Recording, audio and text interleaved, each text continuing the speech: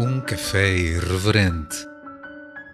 Conversa sem tabus com Andy Wagner. Olá, muito bem-vindos mais uma vez ao meu café, o Café Irreverente na Rádio Transforma. Este dia é sempre um dia que eu espero ansiosamente durante a semana para chegar este momento de estar aqui e cada vez mais intensamente estar nesta roda, porque nós formamos aqui com a pequena plateia que tenho aqui, uma verdadeira roda, uma verdadeira mesa de café e vamos fazer com que cada vez mais isso pareça de fato um café irreverente, onde vamos aqui tratar dos assuntos mais importantes e as curiosidades e tudo mais, como eu sempre venho dizendo desde o primeiro programa. Muito bem, já um pouquinho antes de começar aqui o café, nós estávamos aqui numa conversa e já veio aqui à baila algumas questões e temos aqui os nossos provocadores da plateia. Então, eu já, sem mais delongas, porque também já estou morrendo de curiosidade, porque só ouvi uma ou outra questão, mas parece que virão outras tantas, a respeito dos últimos acontecimentos. Pronto. E agora o programa, uma vez dada a partida, se Deus existe, talvez nem ele saiba o que vem pela frente. Então, pronto, vamos. Né? Só Deus sabe. Olha, não sei muito bem se Deus anda sabendo muito das coisas ultimamente. Pronto, mas vamos lá. Então, eu sei que tem provocação a caminho, portanto, vamos lá. Pronto. É uma questão de linguagem. Essa é a Renata. Essa é a Renata. Andy, é uma questão de linguagem, é uma questão de afirmação, mas esta semana houve aí quase um levante, porque no Enem, que é o nosso exame nacional... É o exame nacional no Brasil, no Brasil. Surgiu uma questão muito interessante. Foi a primeira vez que se falou na palavra travesti num concurso e... uma coisa que é verdade. A palavra travesti e traveste, em Portugal, e concurso significa o exame, esse que nós lá usamos dizer. No concurso público, é uma prova. Uma coisa, um documento oficial, não é? Exatamente. Está oficializado. Sim. Andy, é verdade que há um dicionário secreto dos LGBTs e gays e travestis e pessoas trans? Ou é a linguagem? O que é? Olha, por mais o que é o Pajubá. Bom, vamos começar esclarecendo alguma coisa, porque o programa não é só para os brasileiros. Então, pronto, a Renata já esclareceu algumas coisas quanto ao Enem, que nem sei qual é a composição da sigla, Exame Nacional... Nem só para os brasileiros em Portugal, também é para os portugueses e para os portugueses... Claro, tá certo. Olha, tá certo. É Exame Nacional do Ensino Médio. Pronto, seria o Exame Nacional daqui. Mesma coisa, que estabelece o nível do... Inclusive já há mais de 20 universidades portuguesas que aceitam o Enem, claro, para o ingresso dos alunos brasileiros nas universidades portuguesas. Então, o Enem é válido aqui também, aqueles acordos de bilateralidade e pronto. Então, a primeira questão é essa, a coisa do Enem. E este ano, de fato... está havendo, né, em função de tudo que está acontecendo no Brasil, e não só no Brasil, mas esta onda de extrema-direita e tudo isso. Então tem sido uma coisa muito complicada e especificamente o Brasil passa por um momento aterrador. Aliás, morte anunciada, porque sabe-se há décadas que se a coisa continuasse como estava, isso iria acabar onde está acabando, e poucos que tinham um pouco mais de 2 dedos de testa, né? que antropólogos, sociólogos, cientistas políticos, etc. Aliás, tem um agora que saiu há mais de 20 anos, projetava a ascensão...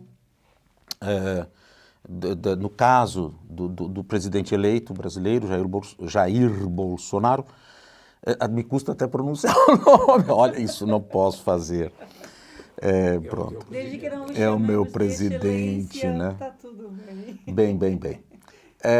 Então, essa situação toda, isso já foi previsto, lamentavelmente isso foi previsto, nunca se quis crer, mas isso já foi previsto.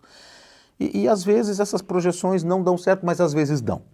Às vezes dão certo, foi o que aconteceu, acabou dando certo. Quem projetou que o Brasil chegaria a essa condição que está no momento. Mas a questão não é essa, né? Já estou indo para outro lado. A questão aqui sempre tem que me puxar de volta para o caminho, senão eu vou longe. Tá, a questão do Pajubá.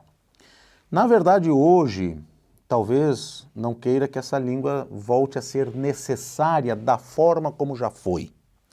Hoje ela se tornou quase uma brincadeira, né? Tanto que eu aprendi muitas palavras do Pajubá.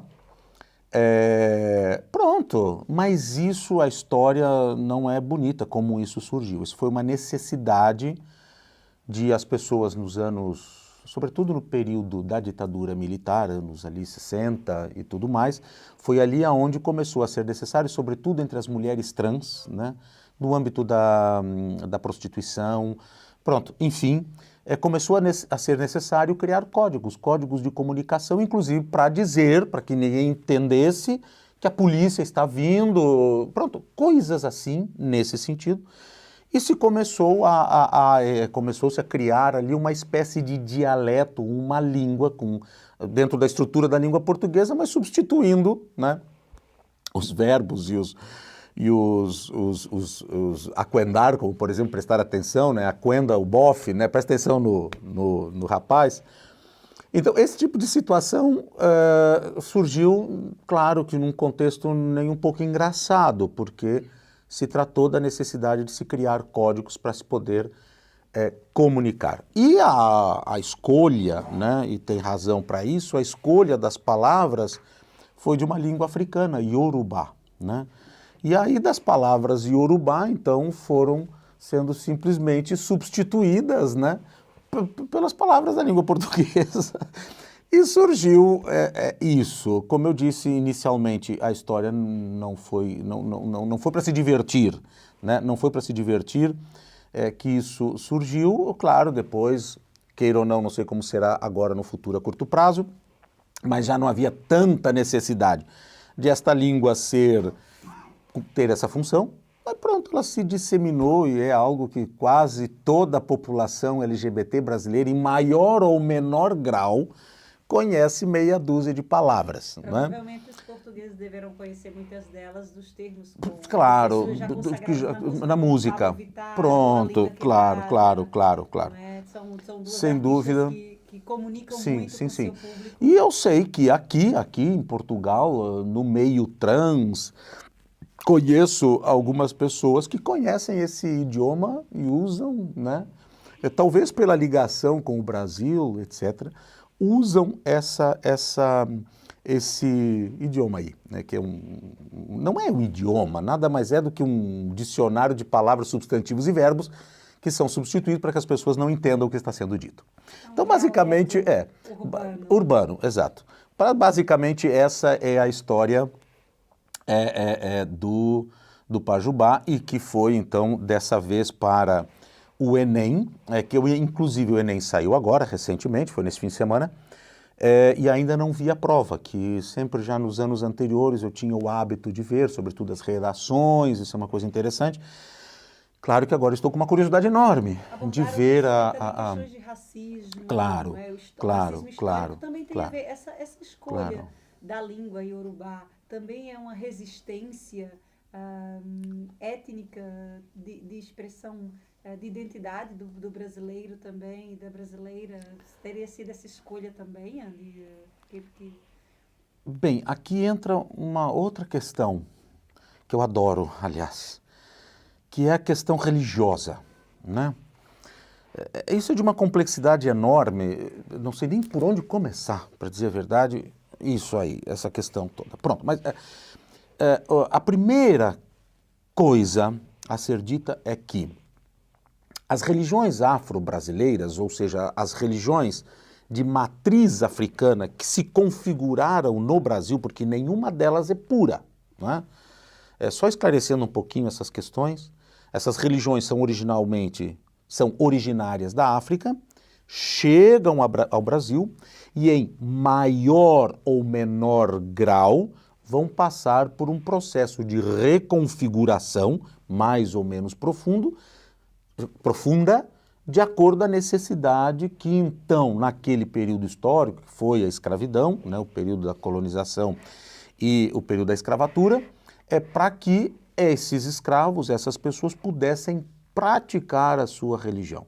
E aí vem aquele processo que se chama sincretismo religioso. Aqui me vem tanto... Ai, meu Deus, como é que eu faço isso? Aqui me vem tantas coisas na cabeça que são super, super interessantes e que são curiosidades fantásticas. Uma das coisas, por exemplo... eu vou só fazer um parênteses, tá? Vou fazer um parêntesezinho, porque eu acho isso fantástico de ser explicado isso, né? Basicamente para Portugal, que tem tanto preconceito, e claro, olha, no Brasil também, muito preconceito, e não saber diferenciar as religiões de matriz africana com sua teologia vasta e riquíssima, e nada mais pobre do que a teologia cristã ou católica, e a confusão que se faz com aquele outro tipo de manifestação, bruxaria, e para os olhos não avisados, isso se mistura, né? E eu dou sempre o exemplo, inclusive nessa questão... entre a Umbanda e o Candomblé, as pessoas não conseguem também não consegue distinguir essas duas religiões, mas não só isso. Eu não sei se você se lembra de uma ocasião em que o Papa...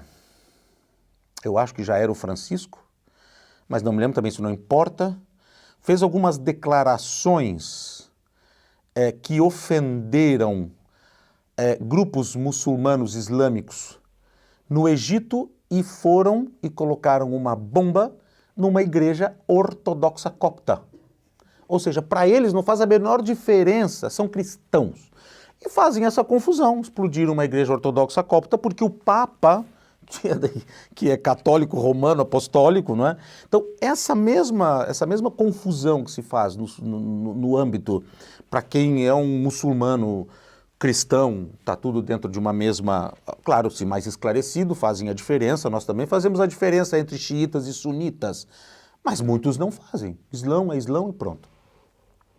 Então, a mesma coisa acontece no que diz respeito a essas religiões, as religiões de matriz africana. Então, elas são vistas, inclusive, porque elas foram demonizadas, vigorosamente demonizadas. Então, pronto, né? Alguns deuses, por terem chifres, foram sincretizados com o demônio, porque o chifre na África implica poder e força, essas coisas todas. Essas religiões tinham uma matriz animista. Claro, tinha uma matriz animista. Bom, aqui já vem a questão teológica que eu poderia explicar. Eu não diria animista, eu diria antropomorfizada, que é diferente. Como se fez com o catolicismo também, o cristianismo também, antropomorfizar Deus. Então, os deuses, que são chamados orixás, eu não sou um especialista, apesar de ter feito curso de teologia urubá, mas não sou especialista. Ori eu acho que é cabeça, Ixá é o dono, ou vice-versa, ou seja, é o dono da minha cabeça. Na verdade é um deus, né? São os deuses, os orixás, né? Portanto, são deuses, na verdade, são divindades, não é? Divindades que estão num universo que não é um universo... é um universo divino, aquela figura que não é o ancestral, não, é literalmente um deus, uma deidade. Estas deidades, né, que são os orixás, e depende também da língua que se vai usar, nós estamos fugindo do nosso tema, mas pronto. A língua que se vai usar, isso tem outros nomes, né? Aí está um problema. Eu não me lembro em que língua é Vundum, mas Vundum já passou a ser bruxaria, e não tem nada que ver, é só outra língua para dizer Deus, né? Em Kissi a mesma coisa, é outra língua, que eu acho que é... Pronto, eu não vou arriscar nada aqui, que isso já foi um assunto que eu não sabia que viria à baila. Portanto, eu não me preparei para isso assim tanto. A questão do preconceito e contra as religiões. Tá, isso, aqui.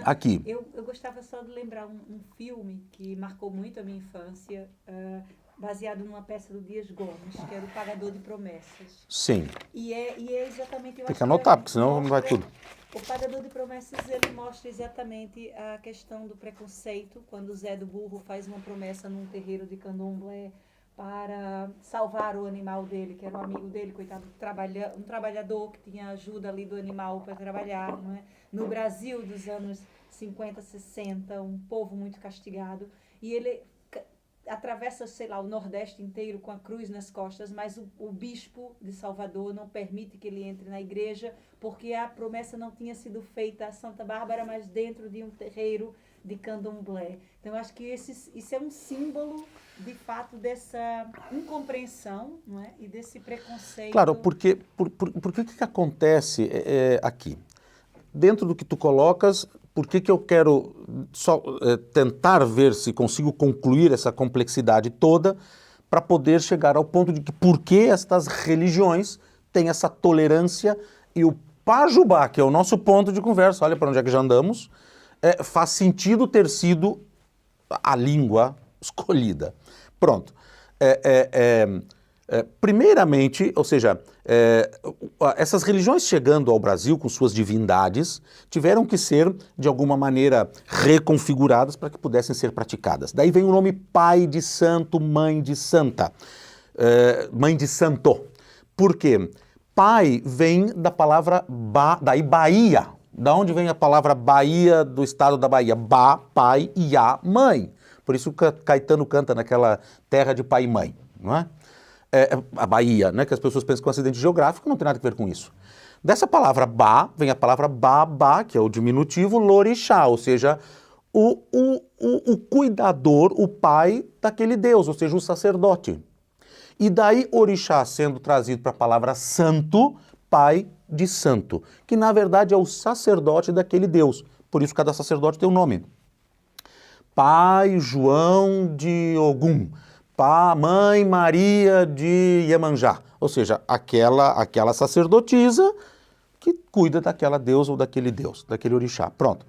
Daí vem a palavra pai de santo, mãe de santa, que não tem nada a ver com santo, porque são deuses que foram sincretizados a santos católicos. Pronto. Muitos dos praticantes das religiões africanas tampouco sabem disso. Não sabem disso, né? E esse sincretismo é muito comum, porque chegou ao ponto de que em terreiros, né, os sacerdotes, isso eu testemunhei muito, o sacerdote mandar fazer um trabalho de oferenda a um deus africano na igreja, né, na igreja. Então esse tipo de situação, um sincretismo tremendo, pronto. Agora, tudo isso, que é um assunto maravilhoso, vastíssimo, ficaria fazendo aqui 15 programas sobre isso, questões religiosas, me prepararia melhor, porque isso é do curso de teologia, que eu já me esqueci, faz anos, muitos anos, já faz isso. Mas então pronto.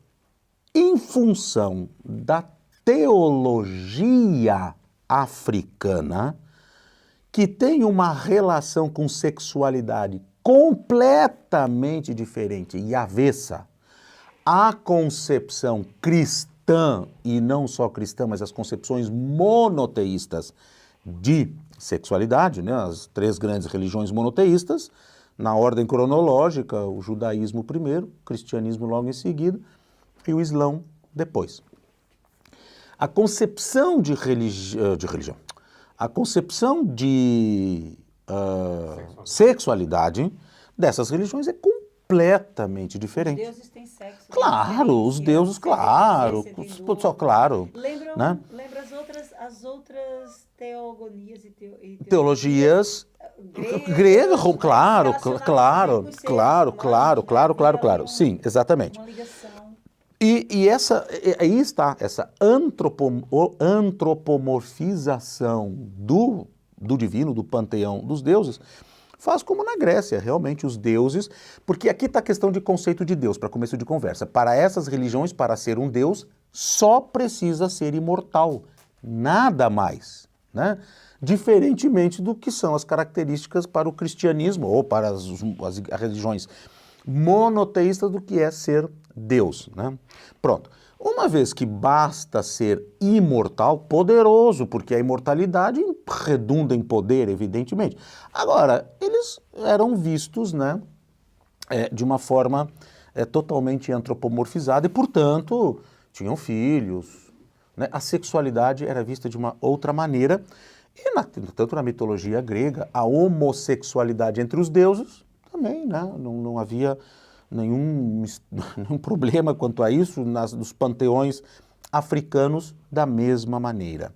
Considerando que obviamente houve, né, no Brasil linhas de religiões africanas que por causa do porque que aqui vem o seguinte, quanto mais o processo de cristianização ou catolicização das religiões de matriz africana foram sendo mais ou menos profundos, mais ou menos fortes, mais evidentemente os preconceitos ali eram fortes. Então isso, né, se vê muito claramente. O candomblé, que é um conjunto de religiões, não é uma religião só, um conjunto de teologias, não é? Sempre foi muito mais tolerante em relação às questões de sexualidade. Já a Umbanda, que é uma religião muito peculiar, que já nasce no Brasil, né, já é uma religião totalmente brasileira, já muito mais cristianizada, já vem ali uma amálgama de cristianismo com uma variante francesa de concepção de espiritualidade, que é o kardecismo, que qualquer brasileiro sabe o que é isso, ou pelo menos já ouviu falar, pode não saber o que é, mas já ouviu falar. Aqui em Portugal isso se confunde muito, né? Nem se conhece aqui em Portugal a figura de Allan Kardec, então quer dizer que são as teorias paracientíficas, porque esse é o nome correto que se dá a isso, por mais que se considere da parte dessas concepções ser uma ciência, mas na verdade é uma paraciência, com sua seriedade, é muito séria, ninguém discute isso, eu conheço isso profundamente, eu estudei isso por muitos anos, mas essa mistura de algo lá do final do século XIX, nascido na França, com Allan Kardec, que era cristão, maçom, etc., que vai para o Brasil, pronto, é uma salada russa, né? Porque pronto, tudo misturado. Surge, então, em função de olha, aí vem uma outra questão, essa religião, o Brasil vivia olha, o Brasil não, o mundo todo, mas o Brasil vivia muito fortemente nesse momento a questão da proclamação da República, que foi em 1889, 15 de novembro, os movimentos republicanos. O movimento republicano era um movimento higienista, cientificista, e refutava a ideia do cristianismo daquela forma mais fideísta, e Augusto Comte foi assim, às vezes eu me esqueço, queridos, de olhar para vocês aqui para a câmara. Foi a pedra fundamental de uma coisa chamada positivismo. Tanto que a bandeira do Brasil está lá escrito ordem e progresso, que era uma frase que eu também acho que vou errar. Ordem por princípio, progresso não sei que e amor por fim. Tiraram o amor, botaram ordem e progresso, ficou o lema do Brasil. Isso é uma questão do período positivista. Isso tem tudo a ver com essa concepção de buscar uma forma científica de explicar a fé. Vem o kardecismo ali como uma luva para o Brasil, para uma espécie de religião científica. Essa religião científica é óbvio, né? Sabe-se, em toda a história, só basta ver a história dessa, que não é uma religião, olha, vejam bem. Ficou com cara de religião, mas nunca foi para ser uma religião. Se tornou uma doutrina. A doutrina, vulgarmente conhecida como doutrina espírita. Exatamente. Mas a ideia do Kardec não era religião. Aí tenho que defendê-lo, porque não era mesmo uma religião.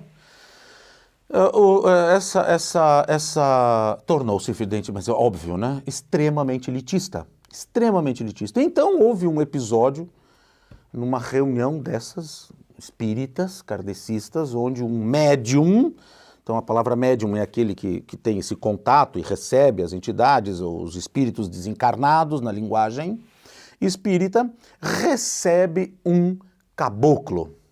E esse caboclo, então, dá um discurso muito interessante do ponto de vista ético e antropológico, espetacular o discurso, e ali funda uma religião chamada Umbanda, que era uma religião, exatamente o mesmo espiritismo para os pobres. Estou sendo extremamente raso aqui na forma de explicar isso, não é? Tudo se resume no final à questão das classes. Tudo é classe, obviamente, não é? E surge essa religião, então o que acontece? Os médiums dessa religião nova, se sincretiza muito essa religião com as de matriz africana, e essa religião vai ser uma religião diferente do candomblé, que só trata das divindades, e a sacerdotisa, então, não é a palavra certa incorporar, ela se ocupa daquela divindade, porque ela não tem como incorporá-la toda, porque explodiria, pois afinal de contas trata-se de um deus ou uma deusa. Então ela como que se conecta a essa divindade e ali se manifesta. Na Umbanda isso também acontece, entretanto existe a manifestação das entidades, que são os tais espíritos desencarnados, que se tornaram sábios, pronto, se tornaram mestres, né? E tudo mais. E então surgem essas falanges de espíritos, que são os caboclos, os... não, antes, pera, calma, tem, por meio ordem cronológica surge. Primeiramente os caboclos, claro. Estamos chegando no Pajubá, tá demorando, mas estamos chegando lá. Vem os caboclos, os pretos velhos, né, que são sábios escravos que foram mortos e tudo mais. Então os pretos velhos, os caboclos foram os primeiros, depois começaram a vir outras falanges de supostos espíritos desencarnados a se manifestarem e trazer sua sabedoria.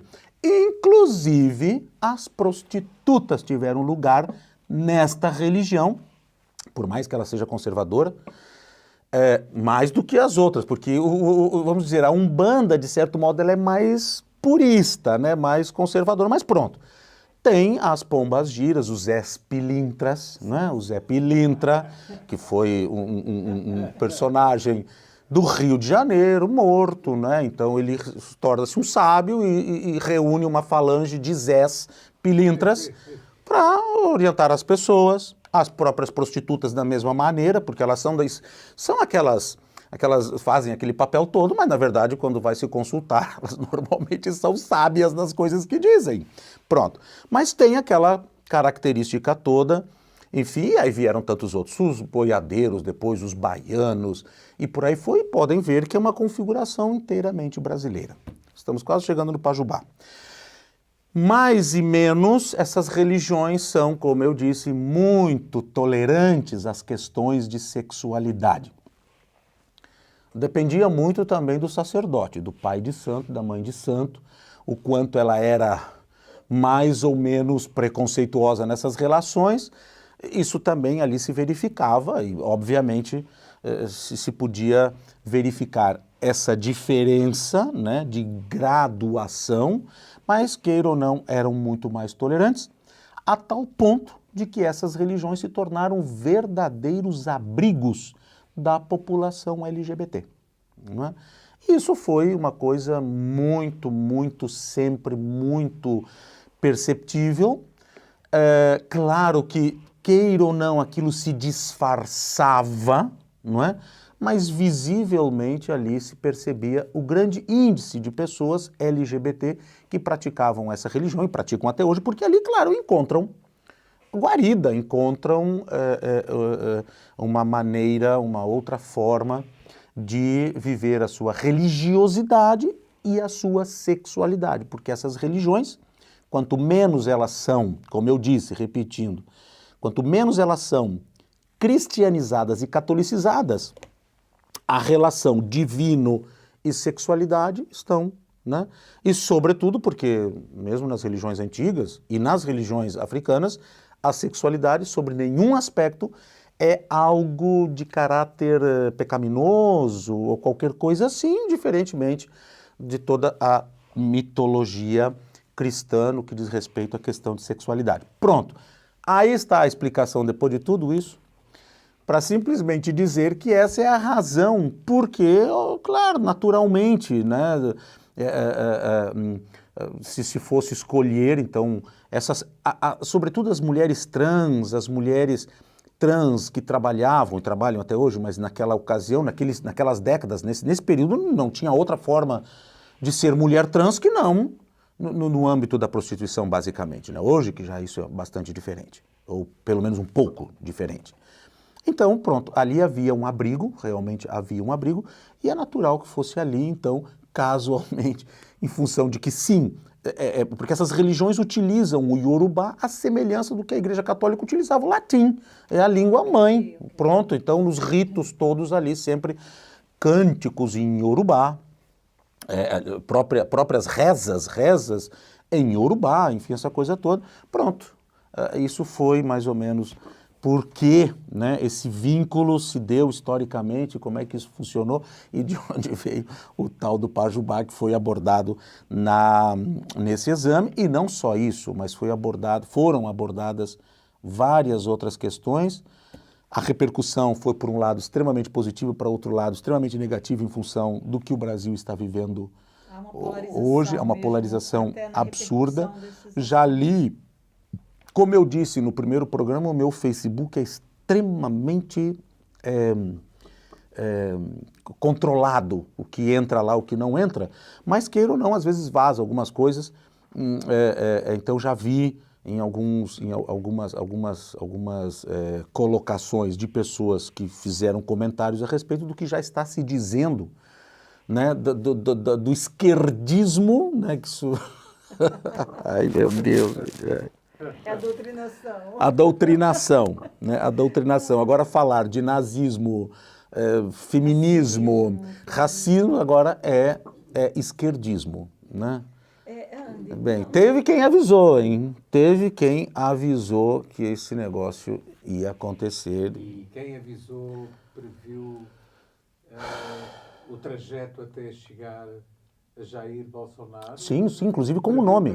Claro, inclusive com o nome. Eu vou procurar, eu vou trazer isso no próximo, eu vou anotar para não esquecer.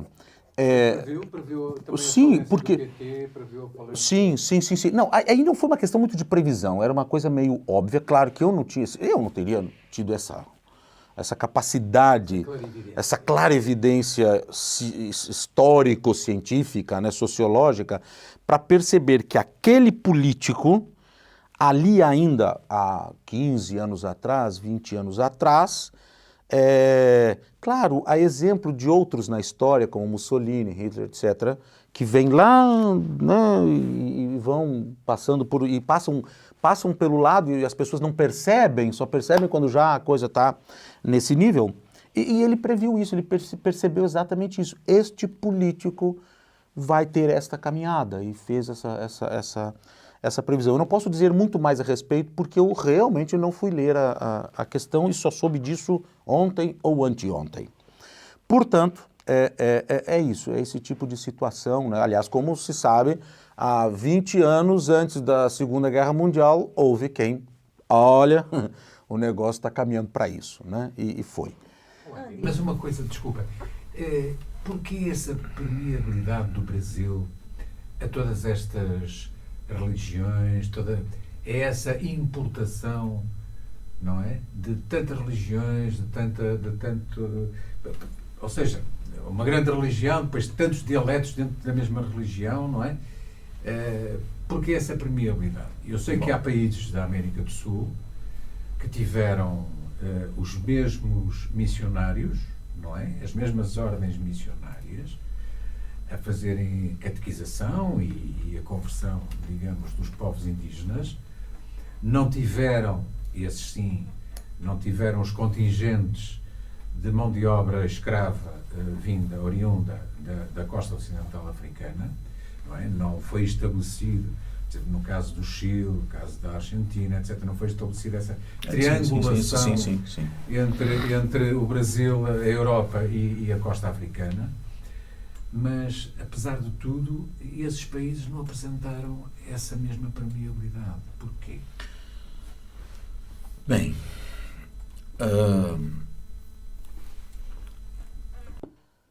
há um aspecto que os outros países, por acaso, não tiveram isso, né? Há vários fatores históricos que levaram o Brasil a se tornar uma espécie de imã migratório, né? Isso começou já logo depois da proclamação da independência, quando foi necessário colonizar, ou seja, povoar regiões do Brasil, não é? E se precisou literalmente abrir, né, como vários países fizeram, para os grandes vagalhões, as grandes ondas migratórias, nomeadamente alemã, italiana, inicialmente, cada uma com duas ondas, né? Sobretudo a italiana, teve uma anterior e outra mais no início do século, final do século XIX, início do século XX. Depois disso, muitas outras, quantidade numerosa de vagalhões e ondas migratórias foram chegando ao Brasil, o que não me consta ter acontecido em nenhum outro país do mundo. Cada vez que esses vagalhões, essas ondas migratórias se davam, elas tinham uma razão, claro, para que isso fosse feito. Uma delas que se tem, as comprovações são nefastas, né? Sobretudo no período do Estado Novo, pronto, enfim, que foi a necessidade de branqueamento da população brasileira. Isso foi um projeto, isso foi uma questão que se fala muito na história do Brasil, a questão do branqueamento a necessidade de branquear a população. Pronto, aí veio, o Brasil tem as maiores colônias, né, de japoneses fora do Japão, está no Brasil, de chineses fora da China, está no Brasil, de coreanos fora da Coreia, está no Brasil, deixa-me ver o que mais, fora, acho que portugueses também, fora de Portugal está no Brasil, e assim, tudo isso de sírios, de libaneses, de não sei mais o que, pronto, estão ali concentrados no Brasil. E isso trouxe todas as suas culturas, obviamente, né? Aí por isso que o Brasil tem shintoísmo, budismo, hinduísmo, judaísmo, todas as religiões de matriz africana, aquelas religiões, aquele panteão todo de religiões de matriz asiática, não é?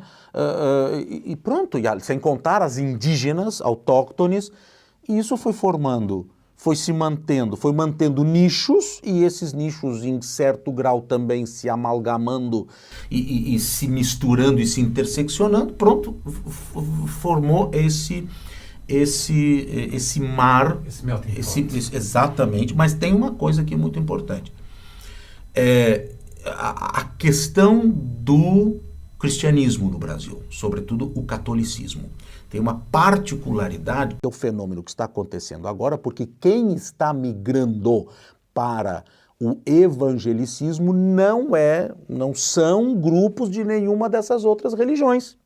São, normalmente, católicos. E aqui vem um outro fenômeno, que tenho eu a impressão... A isso, por que está havendo esse encrudecimento do conservadorismo justamente nessas religiões neopentecostais, que também são cristãs, ou seja, se antes, por exemplo, quando a gente coloca a questão do luteranismo contra, não é, a reforma protestante, que abre espaço para as mulheres, ou seja, que redefine a perspectiva de sexualidade dentro da própria igreja, porque os pastores podiam ter suas famílias, casarem-se e tudo mais. Sim. E de repente agora parece que... Ao reacionarismo. Exato. Bem, eu tenho a minha opinião, essa é minha opinião. Claro que ela está sustentada em outros autores e tal, mas eu tenho a minha opinião. Eu não diria opinião porque eu odeio essa palavra. Aliás, quando eu faço as minhas conferências, eu justamente dou os conceitos filosóficos e etimológicos da palavra opinião, né? Pronto, mas tenho a minha impressão, o meu ponto de vista. Eu penso, e as pessoas refutam um pouco isso, porque é meio difícil, mas é possível, mas será possível mesmo que é assim que funcionamos e é assim que o nosso inconsciente realmente se manifesta a esse ponto e considerarmos que isso é uma manifestação do nosso inconsciente e dentro, às vezes me acusam, inclusive, tu já está muito freudiano, estás muito, enfim, sei lá o quê. Só pensas em filosofia, como se não fosse a filosofia que explicasse tudo. Pronto. Mas aqui, particularmente, tem uma questão... eu quisera ter trazido aqui hoje aquele texto do Kant, A Maioridade e a Menoridade, de Kant. Aqui tem uma questão dentro, especificamente, do cristianismo.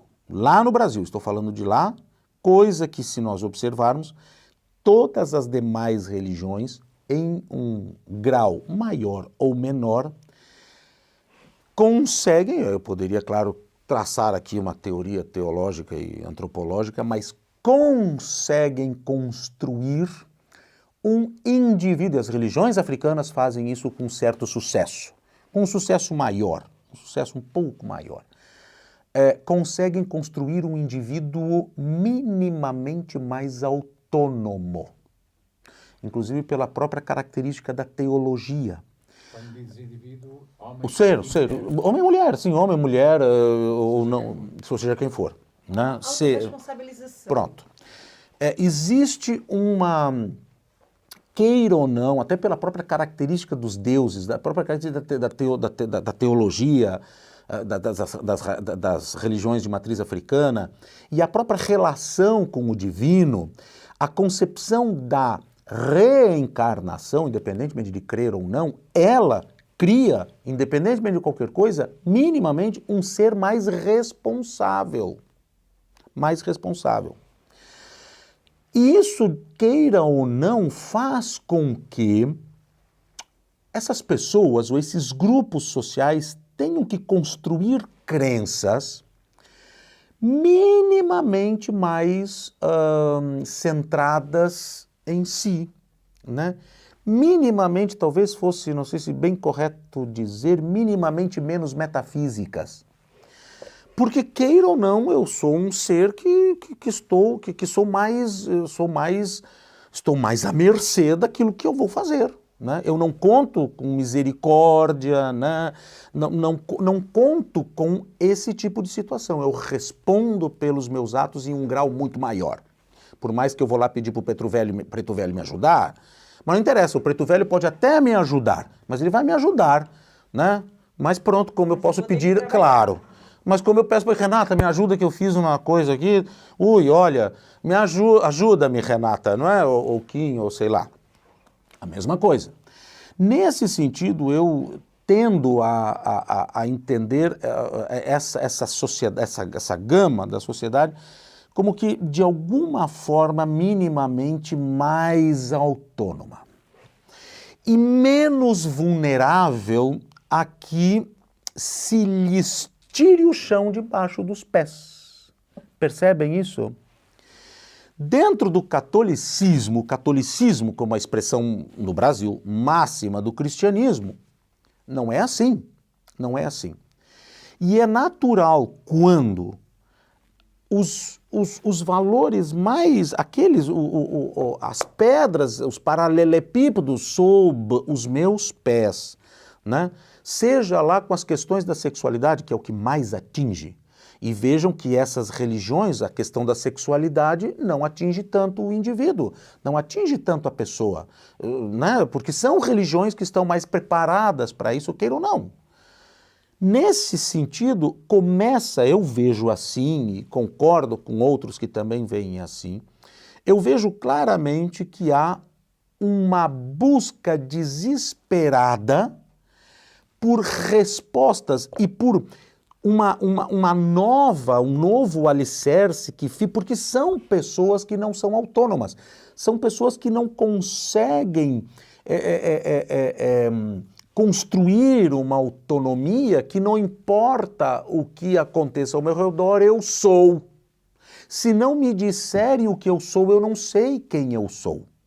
Esse é o problema de todas as religiões, basicamente de religiões muito mais severas nesse aspecto, como o caso do cristianismo, o islão, judaísmo, etc. Salvo exceções.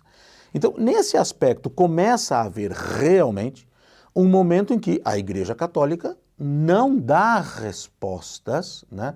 Não dá respostas começa a tentar dar respostas com movimentos eclesiásticos mais conservadores, né, de diferentes linhas, né, como por um lado a teologia da libertação, ou então mais, nem esquece a teologia da libertação, a renovação carismática católica, ok? Por um lado, Opus Dei para outro, mas a busca é a mesma. Dar respostas que aquela concepção já não dava mais, não é? E muito pior, quando queira ou não, a Igreja Católica tende a se arejar um pouquinho. Por exemplo, esse é um outro assunto, eu tenho minhas restrições grandes quanto ao Francisco, mas com um Papa como Francisco, isso não responde a quem precisa de coisas tão fundantes e básicas para poder saber quem é. Então, o próprio Papa Francisco me deixa inseguro. Então, eu vou para uma religião, e é isso que acontece, é isso que está acontecendo, eu vou para religiões que me vêm com uma resposta que eu não preciso pensar, eu não preciso, porque são verdadeiramente rebanhos, né? Ou seja, são verdadeiramente rebanhos. Se fôssemos pensar no mito da caverna, o brasileiro voltava para a caverna. Voltaria para a caverna, com certeza.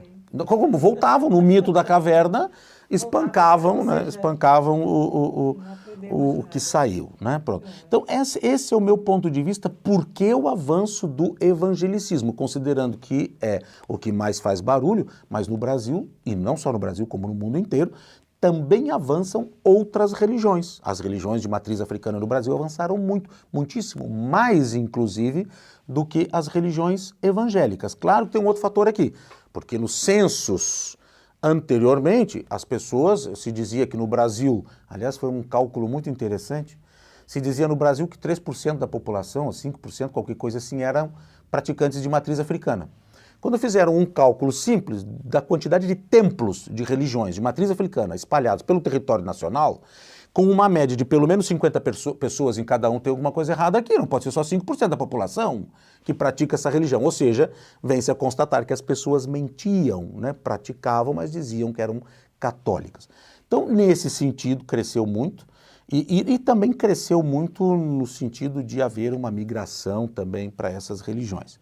Então eu penso que dessa forma é que se explica este fenômeno específico de busca de algo profunda, olha o contrassenso, vai ser, mas é proposital, profundamente raso, que eu possa pôr sobre os meus pés e estar seguro. Então, quer dizer, mexer na sexualidade é algo que, né, sobretudo numa sociedade religiosa, eu me refiro de uma sociedade religiosa, onde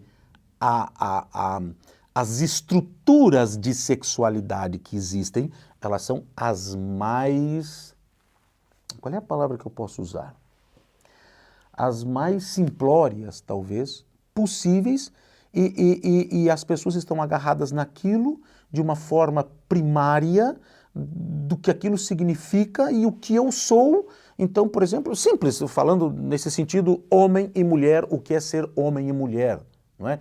Quando me dizem que não é meu pênis que me faz ser homem e nem a minha vulva que me faz ser mulher, mas sim meu cérebro, se eu não tenho cérebro a coisa fica difícil, né? Se eu não sou capaz de ser, né, sem que me digam o que eu devo ser, a coisa realmente fica difícil.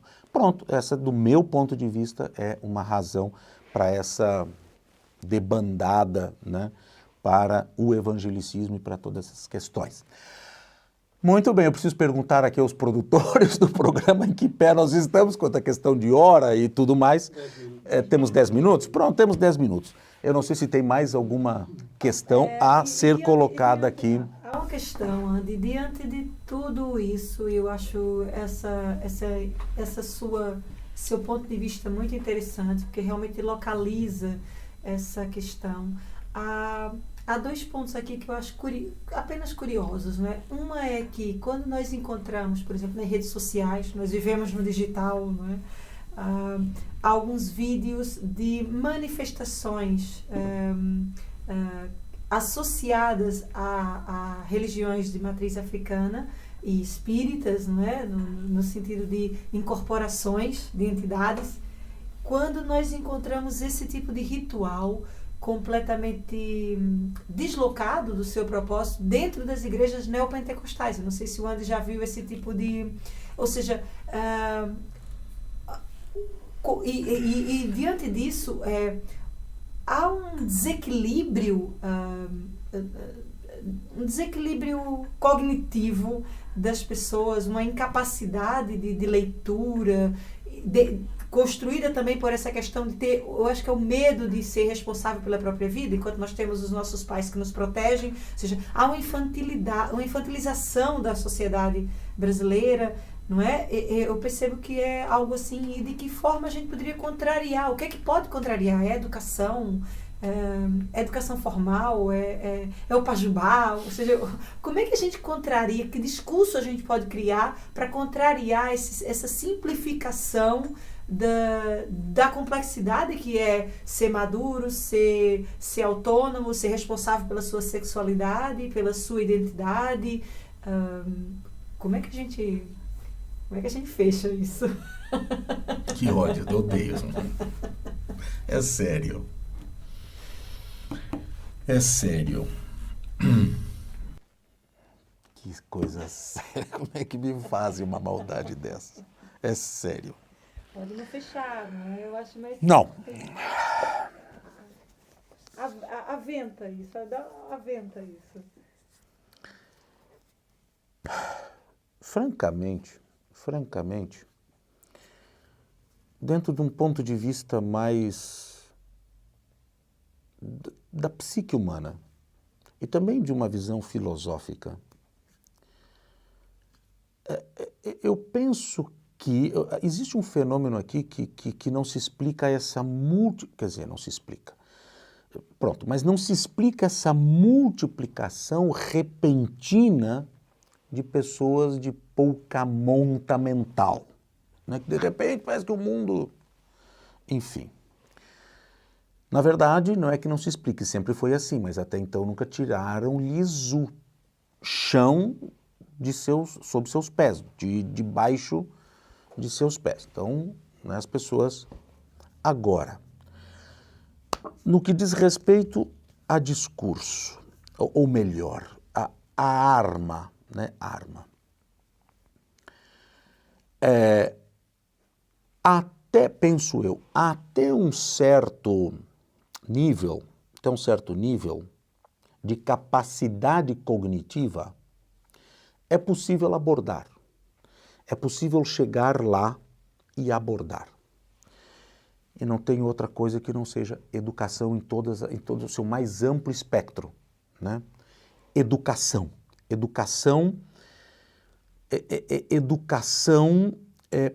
para a autonomia.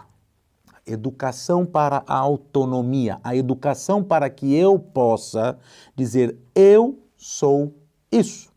E não preciso esperar que me digam o que eu sou. O grande problema é essa ruptura. Quando eu desejo, pronto, eu não quero mais que me digam quem eu sou, eu agora quero descobrir quem eu sou. E isso bom, Kant chamava isso de menoridade, maioridade da civilização do próprio indivíduo. E isso é a coisa complicada. Quando eu estou abaixo disso, realmente a abordagem é bem difícil.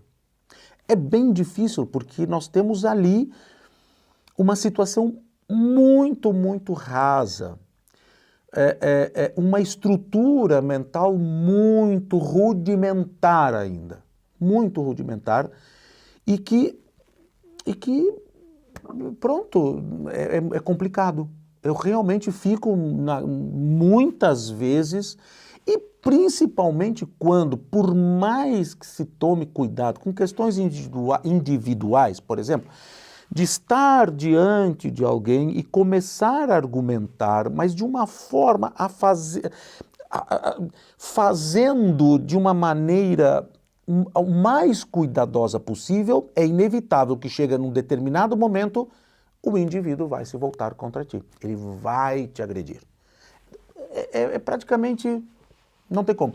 Tem que se saber até onde vai se chegando, aonde vai se chegando num determinado momento, quando eu percebo que eu terei uma tipo, rebelião, não é? Ali é bom parar. Como diz o Leandro Carnal, não se deve tocar tambor para maluco dançar. Então, pronto. E é isso, né? É isso. Então, fica realmente muito difícil. E, sobretudo, quando o indivíduo já está, entre aspas, maduro, né? Quando não passou por nenhum processo, né? Na sua infância, na sua puberdade, nada, simplesmente se deu ali uma estrutura rudimentar de pensamento, rudimentar. Não quer dizer que seja, nesse sentido, um aspecto fisiológico, não é disso que eu estou falando, não é incapacidade fisiológica, não. É aqui a questão da incapacidade, porque nunca, a rasidade é enorme. Nunca foi levado a pensar. Nunca foi levado a questionar. pensar, a perguntar, a questionar, nada, nunca, né? É difícil isso, isso é complicado, Não sei muito bem como, tenho minhas teses, que não dá para agora aqui nós, né?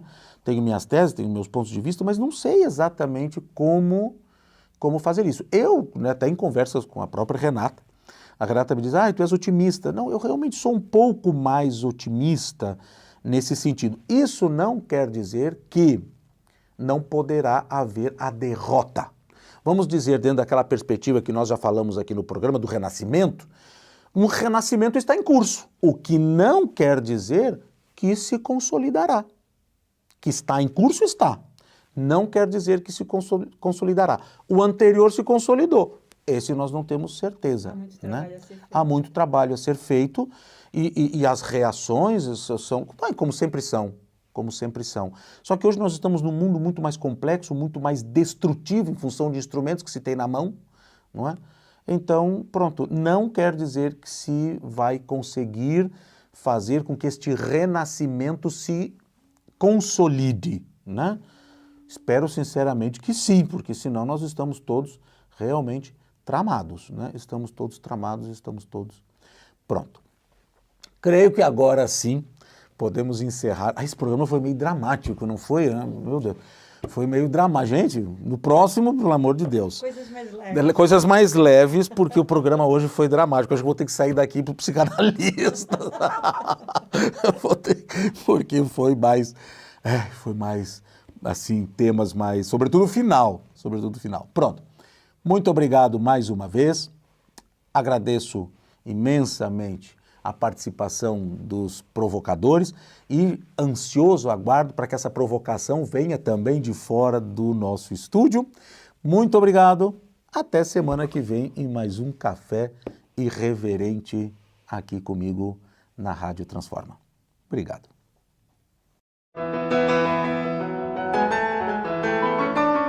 Um café irreverente. Conversa sem tabus com Andy Wagner.